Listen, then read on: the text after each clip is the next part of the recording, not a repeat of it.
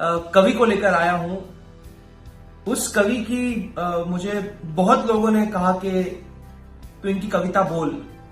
मुझे मेरे पहले एपिसोड पर बहुत सारे लोगों ने कमेंट किया था, मेरे कितने फैन क्लब्स ने भी मुझे कमेंट दिया था कि प्लीज आप उसकी कविता पढ़िए।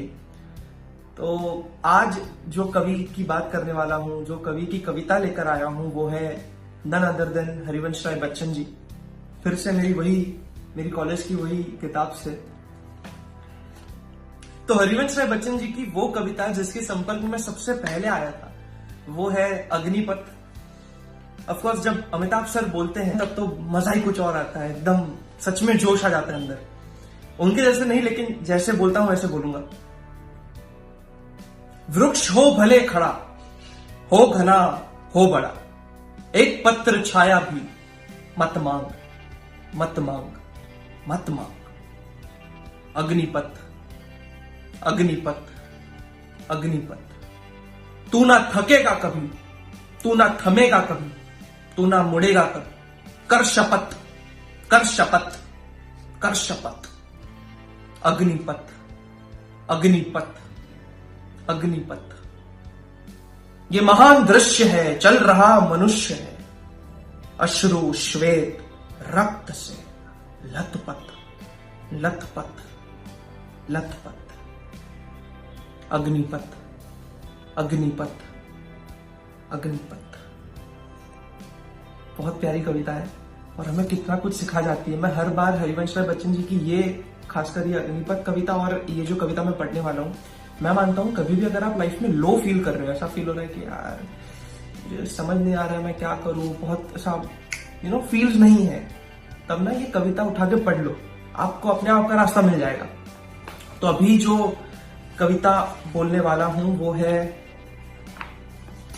तू क्यों बैठ गया है पथ पर, ध्येय ना हो पर है मग आगे, बस धरता चल तू पग आगे।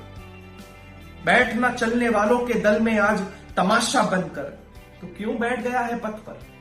मानव का इतिहास रहेगा, कहीं पुकार पुकार कहेगा, निश्चय था गिर मर जाएगा, चलता किंतु रहा जीवन भर। तू क्यों बैठ गया है पथ पर, जीवित भी तू आज मरा सा, पर मेरी तो यह अभिलाषा, चिता निकट भी मैं पहुंच सकूं अपने पैरों पैरों चलकर। तू क्यों बैठ गया है पथ पर। कितनी स्ट्रॉन्ग कविता है यार, मतलब फील्स ला देते अंदर मुझे जब भी पढ़ता हूं। तब ये जो स्पेशली जो लास्ट लाइन है कि चिता निकट भी मैं पहुंच सकूं अपने पैरों पैरों चलकर, मतलब हरिवंश राय बच्चन जी ये कह रहे हैं कि मैं नहीं रुकने वाला, कुछ भी हो जाए। वो ये जवानी दीवानी में जो डायलॉग है ना कि मैं गिरना चाहता हूं, मैं उड़ना चाहता हूं, मैं सब कुछ करना चाहता हूं, बस मैं रुकना नहीं चाहता। बस यही बात है कि रुको मत, वॉट एवर हैपन्स, आपको जो करना है करो, लेकिन उसमें रुको मत, रुकना नहीं है। बस यही हमें हरिवंश राय बच्चन जी इस कविता से हमें कहना चाहते हैं कि बस धरता चल पग आगे, कुछ भी हो जाए तू चलते रहे बस। सो गाइस, कविता विद भव्य को आप सबने बहुत प्यार दिया। मुझे बहुत लोग फोन करके भी बता रहे हैं कि उनको ये जो भी मैं कविता पढ़ रहा हूँ कितना पसंद आ रहा है, वो उनके बच्चों को भी सुना रहे हैं। I am very overwhelmed, thank you so much for that. लेकिन ये जो एपिसोड था ये इस सीजन का लास्ट एपिसोड है, लेकिन डोंट वरी, मैं अगली सीजन लेकर फिर से जल्दी आऊंगा विद इन अ वीक और 2। लेकिन मुझे कुछ तैयारी करनी है, मुझे कुछ बेटर तरीके से आप सबको और बेटर तरीके से पेश करना है। ये जो मेरा छोटा सा ट्राई था कि कविता पढ़ूं आप सब लोग के साथ, वो मैं मानता हूं कि कहीं ना कहीं थोड़ा सक्सेसफुल हो गया। तो I am feeling very good. So मैं उसे और बेटर तरीके से आप सबको रिप्रेजेंट करना चाहता हूँ। सो कविता विद भव्य 2.0 या फिर कुछ नया नाम लेकर फिर से आऊंगा मैं। ऑफकोर्स शनिवार को ही आऊंगा। सो तब तक के लिए अपना ख्याल रखिए, घर पे रहिए। Hey guys, I hope you all are doing great. तो आज मैं दो शायरी लाया हूँ आप लोगों के लिए, तो आई होप आपको अच्छा लगे। और मैं शुरू करता हूँ।